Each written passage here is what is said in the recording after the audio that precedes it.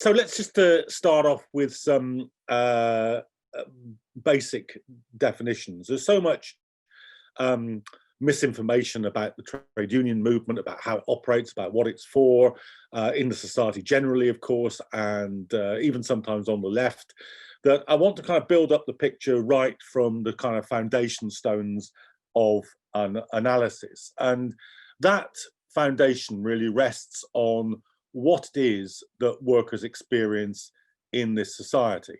And of course, that is a direct relationship with the people who own and control the property and the means of production in the society to whom they have to sell their wage labour. That's the oldest, broadest, and most sensible definition of who is working class, that you have to sell your wage labour in order to exist because you don't own any property from which you might otherwise draw a subsistence.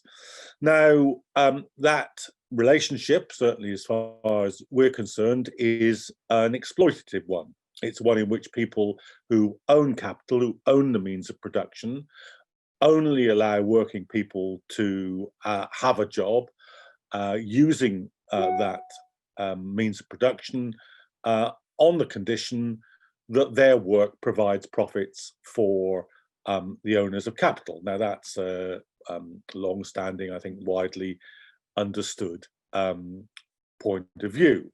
And certainly when it comes to, although there are many, many debates about class from sociologists and journalists about whether it's about your culture, lifestyle, what you wear, what you eat, where you socialize, and there's a mountain of PhD theses, a library of books arguing about what class is. Actually, when it comes right down to it, most working people aren't that confused. In opinion polls for decades now, when people are asked to self-identify which class they belong to, 60% of people say that they're working class, which probably means that quite a few people who aren't working class are saying that they are. So whatever the journalists and the academics might say, ordinary working people aren't confused about this issue. They understand they have to get up in the morning, go somewhere where people provide them with the capital, in an office, in a theatre, in a factory, doesn't matter where, in order to be able to work, in return for which they receive a wage, and the people who provided them with the means of production receive a profit. That experience, of course, is a conflictual experience. Of course, there are many theories out there which say that it's not, that these are just different factors of production that are coming together to make a healthy economy, and that there can be peace between the social classes. But that's never been a sustainable argument. There is always a conflictual relationship there because the market enforces it. If you didn't learn it from Karl Marx, you must have learned it from Margaret Thatcher. Capitalism is about competition. And so long as Sainsbury's is competing with Tesco's, is competing with Aldi, is competing with Marks and Spencer's or whoever else, or Shell is competing with Exxon, with BP or whoever else, or Ford with Volkswagen, as long as there's competition in the system, which there always is at one level or another, then the capitalists, even if they were benevolently inclined, are bound to try and lower wages, worsen conditions, and lengthen hours in their particular workplace. Because if they don't, their competitors will, and if their competitors are successful and they're unsuccessful, then they go out of business. It's as simple as that. So it's not a predilection to be exploitative by capitalists. It's not a personal fault. It's something which is built into the system. And since both its defenders and its detractors agree that there is a competitive system, you must logically agree that there is an exploitative relationship between capital and labour at the heart of it. Now, that produces, of course, a number of responses among working people. Exploitation and oppression always produce more than one response. At certain times, under certain conditions, the response can be to resist exploitation. At certain times, under certain conditions, the response can be to begrudgingly put up with it, even on the part of sections of workers, to almost have a kind of Stockholm syndrome approach to the relationship and endorse or support it. There's always been, for instance, a third of workers who vote for the Tory party at elections, which is a kind of Stockholm syndrome political response to exploitation and oppression. So what we can say about this is that across the working class, a critical thing to grasp is that there is an uneven consciousness in response to the fact of oppression. Some people want to fight the system, some people organize against the system, some people put up with it and go along with it, other people will defend it. There's a spectrum of belief. And of course, that spectrum isn't fixed. People who at certain times under certain conditions resist will under other conditions and at other times go along with it. So it's not that there is a sort of fixed hierarchy in the working class. It's a fluid and dynamic process in which at different times and different places, different groups of workers will resist more than others. Now, that fundamental fact about working class experience, the fundamental fact that there is an uneven consciousness in response to exploitation, inevitably shapes political organizations. Political organizations are built on this foundation. They're built on the foundation of exploitation in the working class, and they're built on the foundation of an uneven response, an uneven consciousness that arises in response to that. So certain forms, just to talk briefly a moment, not about trade unions, but about political parties. Certain political parties, traditionally social democratic and Labour parties like the British Labour Party, will try and embrace a wide enough spectrum of working class consciousness to guarantee it a majority at a general election or in any kind of election. And that inevitably means embracing ideas which both support the system and resist the system. That's why, or one of the reasons, one of the fundamental reasons why the Labour Party always has a right wing that goes along with and endorses and supports capitalism, and a left wing which is critical of it, because what it's trying to do is to construct an electoral spectrum inside the working class movement which can deliver it a majority vote, and therefore it ends up in a self-contradictory position of having some sections of the party which are opposed to capitalism root and branch, and some who defend it root and branch. Now, there are other sort of sociological and structural reasons why reformism behaves in the way it does, but that's one key reason, because it has that kind of relationship with the working class. It takes working class experience as it currently exists under capitalism as unalterable and tries to relate to it as it is. Now, there's another approach which traditionally the revolutionary left and the communist movement have taken, which is to relate to uneven consciousness in a different way. And that is to say, let's organize the most advanced sections of the class and use their activity, their self-activity, their dynamism in struggle, their ability to fight, their willingness to take action as a lever which can raise the consciousness of the whole class.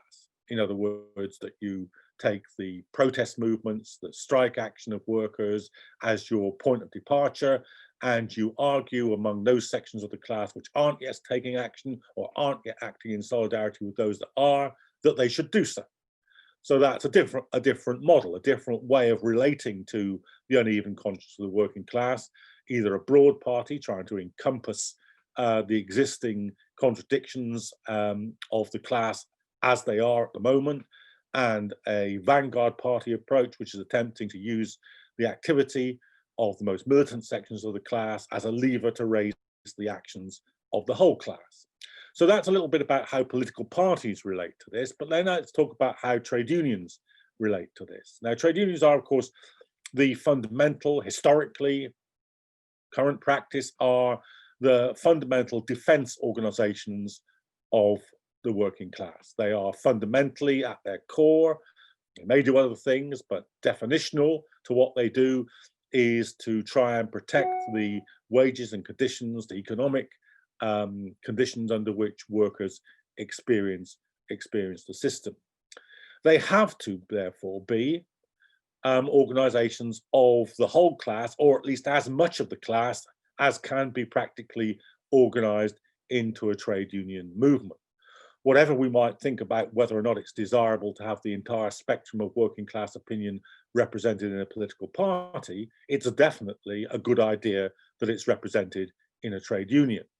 So from the most militant revolutionary through to the most backward Tory voting worker, it is desirable that they participate in trade union movements. Trade union movements shouldn't, unless it can be avoided, be split on political lines. Now, in some countries they are. In Europe, it's not unusual to find more moderate trade union federations and communist-led trade union federations historically. But that poses difficulties for solidarity action, because when you're taking action on the most basic and elementary things that workers need in order to survive day to day, a decent wage, decent conditions, decent hours, then you need everybody involved if you can get them involved.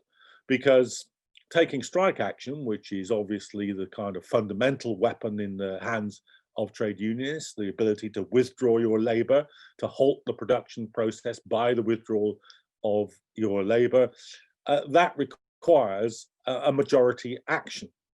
You know, if you want to call a successful demonstration, you can call a successful demonstration by having perhaps if you had 1 in 200 or 1 in 100 workers out on a demonstration, a national demonstration, you would have the most monstrous demonstration you've ever seen.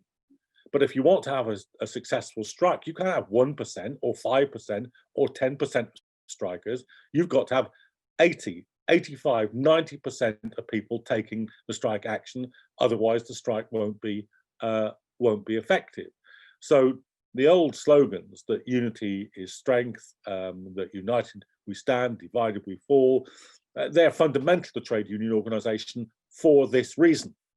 And therefore, the trade union organization is about trying to organize as much of the entire spectrum of working class opinion as you possibly can in defense of the most basic conditions of the working class movement.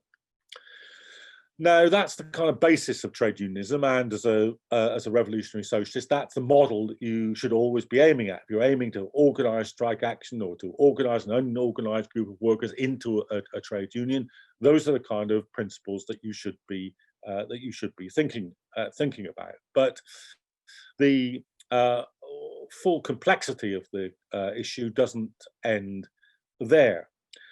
State trade unions are from this description, you can see organizations that both exist within capitalism, sometimes for very long periods of time, and are opposed to at least the level of exploitation that workers face inside the system. So they coexist with the system, but are opposed to the conditions under which workers are forced to live in the system. So it produces a kind of duality in the trade union movement.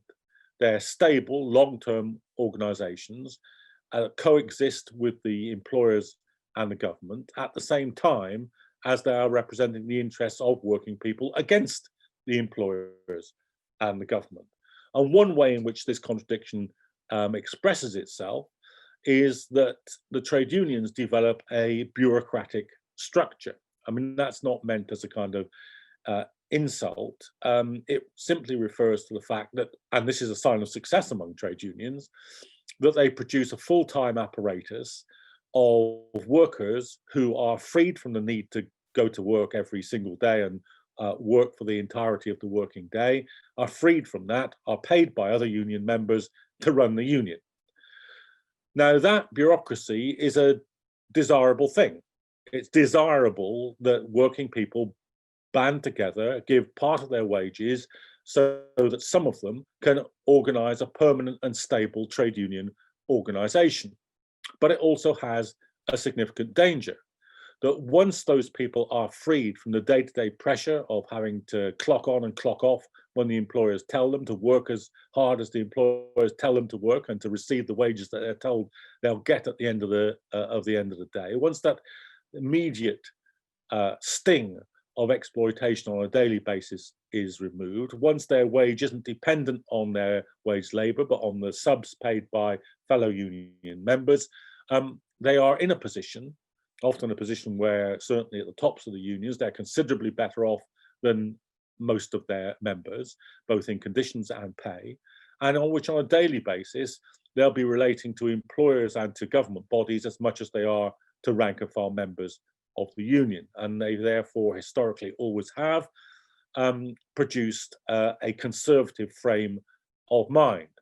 If workers take action, especially where it's illegal action, then the livelihoods of the union bureaucrats are on the line, not from the failure of the strike, but from the success of a strike. So they have an ambivalent attitude towards militant action on the part of the trade union rank and file. They would perhaps rather negotiate a settlement, or as they often say, the best we could get from the employers or from the state. And therefore, there's a conservatizing force inside the trade union bureaucracy, which is at least part of the time and to some degree opposed to the interests of the rank and file. And that's why periodically in the history of the trade union movement, especially in the Western advanced countries, rank and file movements have sprung up to force the union bureaucrats to take action when they wouldn't. One such organisation, the Clyde Workers' Committee in Glasgow in the period around the First World War, had the slogan, with the trade union bureaucrats where we can, without them where it's necessary.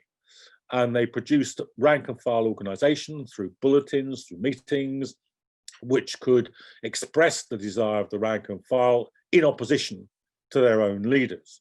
I don't advocate this as a method, but when engineering workers became so fed up with the conservative bureaucracy in the old Amalgamated Engineering Union, they broke into its headquarters, got up to the 5th floor, and hung the General Secretary out of the window by his heels until he agreed to take a more militant line. Can only really work under special conditions, I guess, but it indicates the kind of antagonism that can and has in the past grown up between rank and file organisations. There were many shop stewards organisations which essentially drove workplace activity in the 1970s in this country, in the great labour unrest before and after the First World War. They were an essential part of militant response by workers to the conservatism of the trade union bureaucracy. In the miners' strike in the early 70s, and again to a degree, but not wholly successfully in the great miners' strike, this kind of activity was core to what workers did. And that kind of activity stands closest to the model of how society changes that revolutionaries have. Because what we have in common with the rank and file model is the idea of self-emancipation, that it is the collective organisation of ordinary workers which can transform the society, has the power to transform society, can generate the kind of struggles within which the consciousness of workers can be transformed from a grudging acceptance of the system to an outright opposition to the system. That model of how revolutionary change comes about is very close to the model of rank and file organisation. Now, rank and file organisation isn't always possible. There isn't always the ability or the willingness to have that degree of militancy and self-organisation. But where and when it is possible, we want to be in the forefront of defending it. There is, of course, another model of how to organise in the trade unions, the broad left model, which says, look, the problem is not the rank and file versus the bureaucracy, but the right wing of the bureaucracy against the left wing of the bureaucracy. If we just elect left-wing union leaders, then all will be well. Now, we don't share that view as a whole, although, of course, we do share the view that it is much more desirable to have a left-wing leader than a right-wing leader. It's been a long time since the right wing were in control of the trade union movement in this country, but those of us with long enough memories to remember before Marx Vodka was leader of the PCS, for instance, what a completely docile, right-wing, vicious, witch-hunting trade union leadership there was.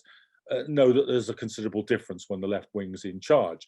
Even worse, if you can remember back to when the old electricians union was dominated by the right wing, they were in a direct, instrumental, planned and conscious way responsible for doing a deal with Rupert Murdoch, which destroyed the print unions in national newspapers. So I don't want to minimize for a moment the benefits of having a left-wing leadership, but it's probably worth saying this. We've had a left-wing leadership now for a generation in Britain.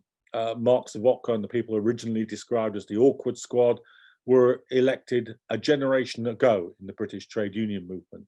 Len McCluskey and his predecessors, and so on and so forth. And it's been to the advantage of the left that they won those elections and that left-wingers continued to win them. But it has not transformed even the trade union movement. It hasn't led to a reversal of the numerical decline of the trade union movement. It hasn't led to an increase in strike days when they've reached a historic low, and it hasn't altered the balance of class forces between capital and labour. And that simply is a kind of negative illustration of the point I was making about rank and file movements. Unless there is rank and file energy, action, solidarity, there won't be a fundamental transformation of the balance of class forces and a rebuilding of the trade union movement. So, to conclude, we are participants in and builders of the trade union movement under every and all circumstances. We are within the trade union movement the most determined advocates of the self-activity of workers and, where possible, of rank and file organisation which embodies that self-activity. We are in favour of left-wing leaders, of course, over right-wing leaders, but we do not believe that that is a strategy which can fundamentally alter either the involvement of workers in the trade unions or the balance of class forces more generally. I think we stand now at a fascinating moment in the history of the trade union movement, because the COVID crisis has created conditions which essentially have altered the ideological atmosphere in favour of workers and workers' organisations. Most trade unions have put on considerable numbers of members, and the most militant unions have put on the most members during this crisis. The trade union bureaucracy has acted slowly and sometimes stupidly. If you want a definition of class collaboration, you have to look no further than the pictures of Francis O'Grady, the head of the TUC, standing on the steps of Downing Street alongside the leaders of the CBI. But at the same time, popular mood has altered in favour of workers. The clap for carers, I don't share the cynicism about the clap for carers. Of course, I wish it had gone further, but there's been nothing like it since the mass mobilization over the Iraq war. Millions of people, and it's bigger than that, millions of people went out and stood on their doorsteps or stood in their windows clapping other working class people. It was solidarity of one group of workers with another group of workers. And that is a fundamentally difficult thing for the government, for all the attempts they made to co-opt it, to deal with, because it's underlined, as indeed has the entire COVID crisis, that it is working people on whom the society fundamentally depends for its well-being. Thanks very much.